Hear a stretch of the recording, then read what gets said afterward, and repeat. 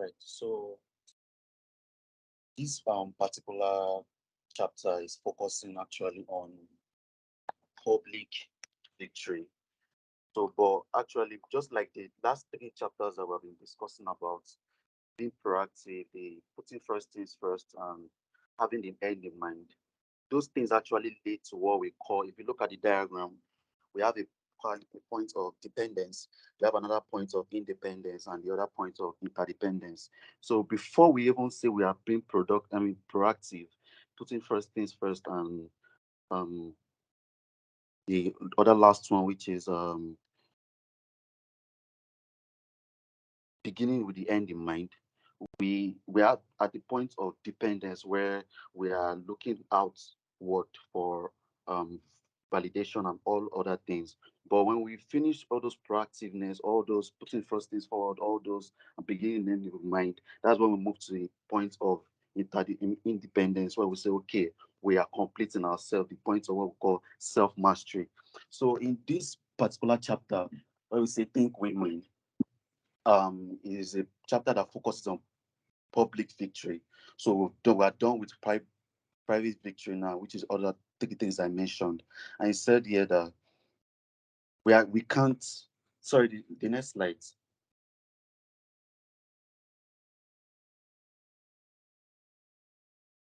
The next slide, please.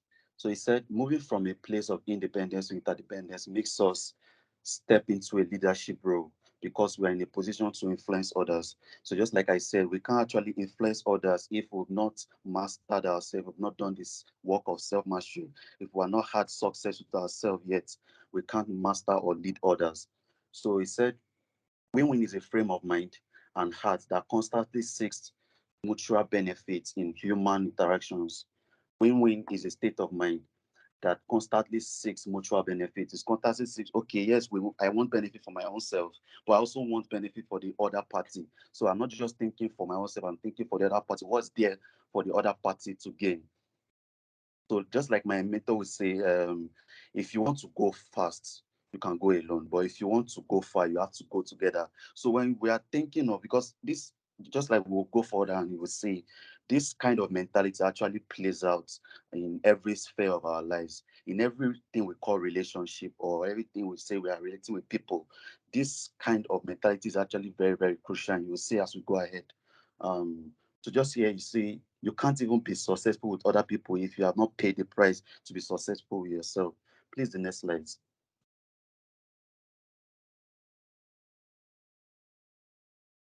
So here we are seeing the six paradigms of interaction, the win-win, the win-lose, like we did in the quiz. The win-win, which states that this is just like you want, just like I said, mutual benefits. You want something for yourself and you also want something for the other person. So while you guys are working out modalities of everything, you want that person to win while you also win. So it's a point of like cooperation, not a competition state of mind. Your state of mind is having the back of your head that, okay, once I win, I also want the other person to win. I can't just win alone and just expect the other person to get something from the transaction we are having. So it's not my way or your way. It's the better way, just like the author puts it. So we have the win-lose also. This is an authoritative approach. So you are saying, I don't care whether you win. In fact, I don't even want you to win. I just want to win alone. I want to have my way. I don't want you to win at all. So in this paradigm of thinking, paradigm of interaction, just like the author puts it, you are not thinking that the other person winning. In fact, you want to win and not allow the other person win. And these are the kind of paradigms we have in schools, we have in places of competition, just like athletics, in law, where you are once you've gone for first, the other person is coming second. There's no two first, there's no two winner. Once you come as the winner, the other person is coming as the runner up. There's no two winner in this case. So we also have the lose win. In this case, I actually highlighted this because this is where most people fall prey under. It says in lose win, you allow the other person win at the expense of your own self. So this is even worse than the win lose, if we're being frank. This in the win lose, the person knows what he wants and he goes for it. But in this lose win, you know what you want, but you can't say it because you, just like we say, we are the peacemaker. You want to make peace with all men. So because you want peace to reign, you decide to relax and let the other person take control over you. And this kind of people are people that they win lose people like, because they know they can prey on them, they can take advantage of them, they can't speak up. And it's actually a very toxic paradigm to be in, because you are not being, how do I put it now, you are not okay with the transaction, you are not okay with what the other person wants of you, but because you don't want issues, you don't speak up, you don't stand your ground, you don't say no, I don't want this is how I think this thing should be, and you guys work out the modalities. In this case, you just bottle it up in your mind and not say anything about it. And that's why I said this place is a very bad place to be. We have the lose-lose, and I termed it when two determined and stubborn people interact together, you end up in a lose-lose situation. And I would like to give like an example. While I was reading the book, something that came to my mind was, imagine a case of divorce in the US where a couple divorces, and because the man knows that when they divorce, his properties will be shared 50-50. In that case, he doesn't want the woman, because of course before they go for divorce, probably some misunderstanding here and there. So he probably does not like the woman again. He hates her at that point. So he doesn't even want her to even get any share of his property. So he rather sells it for peanuts than even to give her the 50%. If he gives her 50%, at least he can still have 50% to himself. So that's damaging part of this lose-lose mentality. You rather make that person lose, even though you are losing more. You rather make that person lose and not win at all. So they call this kind of mentality a philosophy of adversarial conflict. So you are seeing the negotiation, or you are seeing the transaction you are having as a combat. You are being aggressiveness for aggressiveness. You are fighting for fighting. Your sword for sword, your gun for gun, your AK-47 for AK-47. There's no point of mediation in between. And so there's also the win mentality, the win paradigm. This is where one person thinks about winning for his own self. He doesn't care whether you win or not. Once he wins, he's fine with it. If you win, by the way, no problem. If you lose, by the way, no problem. It doesn't really concern him. So this person does not actually have that sense of competition, but it just will not. It doesn't concern him if you win or you lose. Okay, then there is the win-win or no deal. The author describes it as the lose-lose with an element of win-win. So I think I actually like this, and I resonated more with this because for me, there are so many points in my life where there are some things that, a classic example is something happened to me where, like, me and somebody were trying to like work out an agreement that can like be fine for everybody. But it was not fine with me. I didn't like it. But because I wanted peace to reign, and I just wanted it to be like over with, so that we can just look at the next phase. I was not happy with the way the plan was, but just was by myself. I just kept everything in my own heart, and I didn't speak up. So everything later led to like massive depression. It was not showing forth in my face, but in my mind, I was not okay with it. And I was very, very depressed. I was not happy with what I was doing at that point. Whatever the agreements we had, the plan, the project we're working on, I wasn't happy with it. And that's why win-win is actually very important, because the two parties get to like benefit from whatever is happening. They agree on, okay, I like this decision, you like this decision, um let's take a move, or let's take an action on it. So we say we agree to like disagree agreeably. So yes, that's for the no deal or lose. Sorry, the win-win or no deal. So like you don't have to, and I think this option is very, very key, because you don't have to like jump into the agreement. You don't have to accept it. And I think it's something that is very lacking in this our culture, where if somebody says no, it's regarded as being disrespectful, or saying you are very, very arrogant, or you are very ambitious. No, you know what you want. It's not telling you what the other person wants. You don't have to like strike that deal. You can just opt out and say you are not taking it, or you don't want it. And you guys can try to like work out another modality, or just leave everything. And I think this option is very, very key in relating with people. So sorry, the next slide. Okay, next slide, please.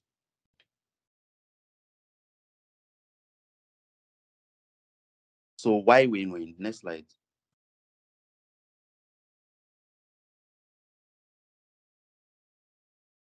Please, the former slide, the slide before why win-win.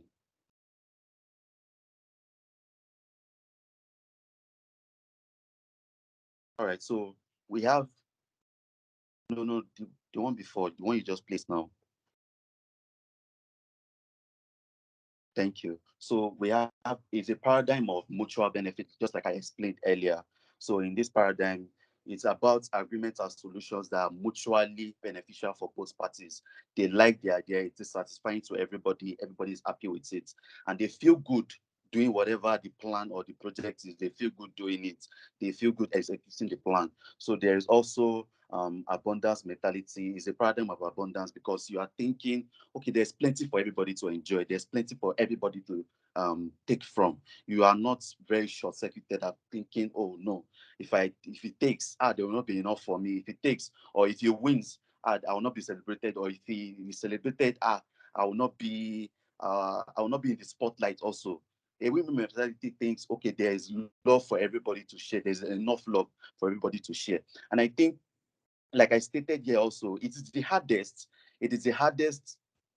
but the safest paradigm to actually have, because you are, just like we say, we call it being street smart. You are street smart, but again, you're also very considerate. So you will not allow somebody to like walk all over you, but you also have that side of being considerate and saying, okay, I like this, but this is what I want, and I think I'm seeing it from your perspective. Okay, let's work it out this way so that everybody can win at that point. So it's a balance of both courage and consideration, which breeds maturity, just like we saw earlier. So next slide, please. So like I said earlier, it cuts across every form of relationship. So be it vendor contract, be it your team project, be it your department managers, be it even your family trip. I know many people, when they want to like decide where to go for holidays, the children are always like, there's always a dichotomy between the children and the parents where they want to go for family trip. So we'll say beach, some will say take us to Paris, or some will say take us to Dubai, and a lot of those things. So it takes maturity and like bravery and consideration on both sides. I mean, in the parent side and in the children's side, to come to an agreement and say, okay, this is what you want, this is what we want, I want. Okay, this is the best deal for the both of us, so that everybody is happy and everybody is seeing it as a win-win for themselves. Next, please. Next slide, please. Next slide, please.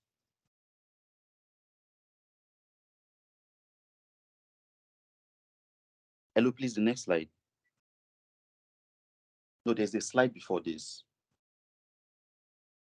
The think win-win is not about being nice. The slide before, 2 slides before.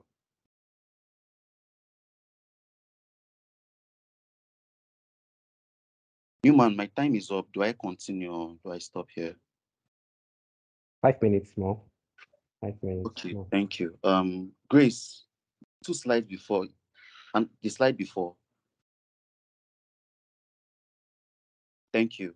So, think win-win is actually not um about being nice, nor is it a quick fix technique. It is a character-based code for human interaction and collaboration. So it's not about you saying you want to put up a facade, or like you want to put up that kind of feeling of being unproblematic, and you don't want to cause problem, so you are easygoing. That's not what win-win is all about. So to go for win-win, you actually have to be empathetic but also confident. So it's a balance between courage and consideration, just like I said earlier. It's a balance between courage and consideration. The balance between courage and consideration is the essence of real maturity, and it's fundamental to win-win. So it's not about you putting up the front of you are nice, you are easygoing guy, you don't want issues, so you don't look for anybody's trouble. So everybody should come do what they want to do with you and just leave.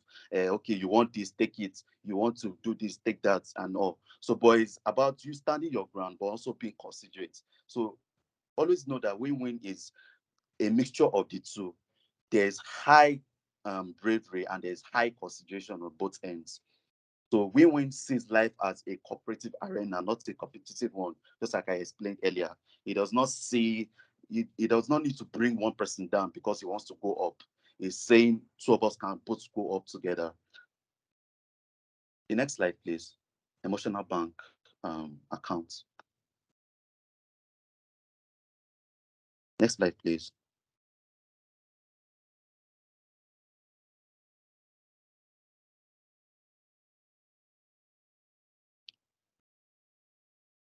Please, the next slide.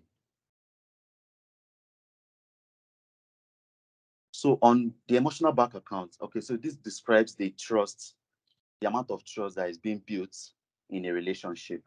So I'll give the analogy of, okay, so you remember how when banks like meet you on the road and want to like ask you to register with them or be their customer and all of those other things. If you like register for the bank today and you go tomorrow and say the bank should lend you like 100 million naira, so you want to use it for whatever reasons, do they give the 100 million naira to you? No, because they know you don't have track record with them. There's no trust between you and them to say, okay, yes, this person has track record that we can fall back to and is able to like pay up those loans. You don't have credibility for that. So this emotional bank account is also applies to this scenario where you can't expect things from people and you can't want to get things from people if you've not like created that bridge of trust between the two of you. So how do you like build trust between two people? That's where he listed the six major deposits to building emotional bank accounts. He said the understanding the individual, attending to little things, things that you think do not matter. And I think that's where putting first things first um, came into play for me, because I think there are so many things that I see, but I don't consider them as very, very important. So for now, I don't consider them as very, very important. They are little in my eye currently, but in the long run, they become very big issues. So keeping commitments, clarifying expectations, that one resonated very well with me, because it's just recently I started seeing that there are so many expectations people have of you, or so many things that they will be thinking you should have done or be doing. But because you guys don't have like a meeting point to say, no, this should not be expected of me, or I'm not supposed to be doing this, so that everybody is clear on each other's goals and each other's responsibilities. So showing personal integrity, apologizing sincerely, just like Antivirus says, we don't do in Nigeria, loving unconditionally. Next slide, please. So we have the sources of scripting. So we have the family, the school, and the peer pressure and all of those things. So etc. For family, I think where Doctor was trying to like explain was, can imagine where a son or a daughter comes from a family where they love conditionally. Whatever love is being given because you earned it, not because it's unconditional. You have to earn your love. So if you don't do so thing, if you don't perform, there will be no love for you. If you don't attain to certain heights, you cannot perform. So the child grows up to having this mentality that, oh, if I don't take this thing now, the love will not be there for me. So that's where it breaks up from. In schools where we have to like compete and compete and compete, instead of collaborating and attaining greater heights, we like want to bring the other person down so we can go up. That's like I said, it's either you are first or you are second in school. There's no first and first. There's no winner and winner. There's always a winner and a runner up in school or any other competitive arena in that regard. So this last slide before we call it a day. So we have the conclusions and the win dimensions. We have the character, which is the integrity, the maturity, the abundance mindset that we said we should build first. We have to first build that before we say we are thinking of building relationship with people. So when we now say, okay, we've gotten the character, let's go and look for a relationship. We need to start depositing into our emotional bank. We need to start saying, okay, how do I deposit? How do I, okay, understand the individual, attend to little things, keeping commitment, clarifying expectations, showing personal integrity, apologizing sincerely, and loving unconditionally. Okay, after then you now look at the principles of or the process of the win-win system, creating a process in the home or whatever place you find yourself there. once you are thinking of your own win, always think about the other person's win. It's remember, it's not a belief of is that you win or I win. It's a belief of everybody can win. So it's not me versus you. It is me and you. Thank you.